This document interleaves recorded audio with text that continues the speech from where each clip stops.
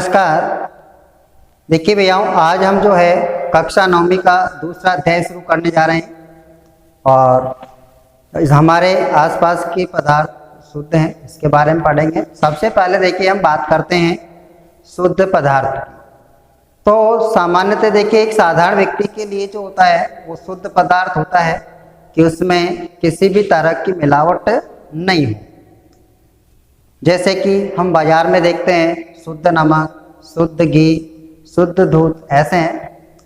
लेकिन वैज्ञानिक आधार पर अगर हम देखें तो ये सभी क्या है, शुद्ध नहीं है, क्योंकि वैज्ञानिक आधार पर शुद्ध पदार्थ वह होता है जो एक ही प्रकार की कणों से मिलकर के बना होता है।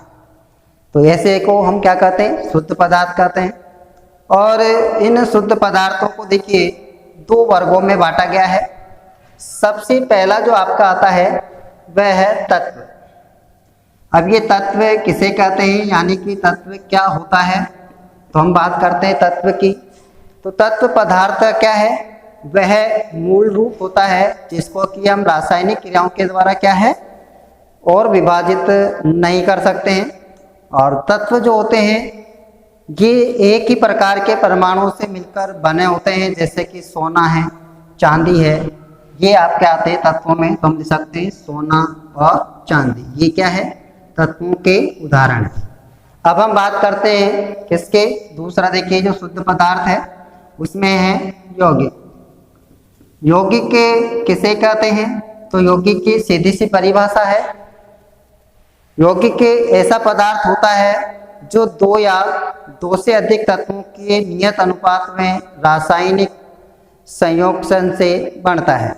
उदाहरण के लिए देखिए जैसे है सोडियम क्लोराइड, यदि हम बात करें तो एक यौगिक है और इसका जो सूत्र होता है सोडियम क्लोराइड, लिख सकते हैं NaCl, ये क्या है, यौगिक है। तो यौगिक में क्या होता है कि ये एक या एक से अधिक तत्वों के निश्चित अनुपात में संयोग से बनते हैं। तो ये तो थे आपके शुद्ध पदार्थ। अब हम बात करते हैं, देखिए नेक्स्ट जो आपका टॉपिक है वो आता है मिश्रण। अब मिश्रण क्या होता है, मिश्रण किसे कहते हैं, तो मिश्रण की सीधी सी परिभाषा है कि मिश्रण एक या एक से अधिक शुद्ध तत्वों या यौगिकों से मिलकर के बने होते हैं और इनका जो है संगठन है, यानी इनमें किसी भी अनुपात में इनको मिलाया जा सकता है। ये जो मिश्रण होते हैं ये दो प्रकार के होते हैं। तो यहाँ पर देखिए हम बात करते हैं मिश्रण के प्रकार। तो मिश्रण के कितने प्रकार होंगे, दो प्रकार है। पहला होता है समांगी मिश्रण, ये आपको हो गया समांगी मिश्रण, ठीक है। अब देखिए समांगी मिश्रण क्या होता है, और तो ऐसा मिश्रण जिसकी बनावट क्या होती है, समान होती है, यानी समांग होती है, तो उसे क्या कहते हैं, समांगी मिश्रण कहते हैं। और समांगी मिश्रण को ही हम कह सकते हैं विलयन। तो जैसे कि जल और नमक का जो मिश्रण होता है, यानी जो है उसमें क्या होता है कि हमें नमक के कण दिखाई नहीं देते, अर्थात ये क्या है, समांगी मिश्रण है। अब हम बात करते हैं इसकी विषमांगी मिश्रण की। तो यहाँ पर देखिए विषमांगी मिश्रण क्या होता है, तो विषमांगी मिश्रण में क्या है कि इसकी जो बनावट होती है वो असमान होती है और इसके अंतर्गत जो कण या पदार्थ होते हैं उनके अंशों को हम क्या पृथक रूप से देख सकते हैं। जैसे कि जल का तेल में जो मिश्रण होता है तो इसमें आप अलग अलग इनको देख सकते हैं। तो ऐसे मिश्रण को हम क्या कहते हैं, विषमांगी मिश्रण कहते हैं। नेक्स्ट देखिए, अब इसी से संबंधित है मिश्रण व यौगिक में अंतर की हम बात करते हैं।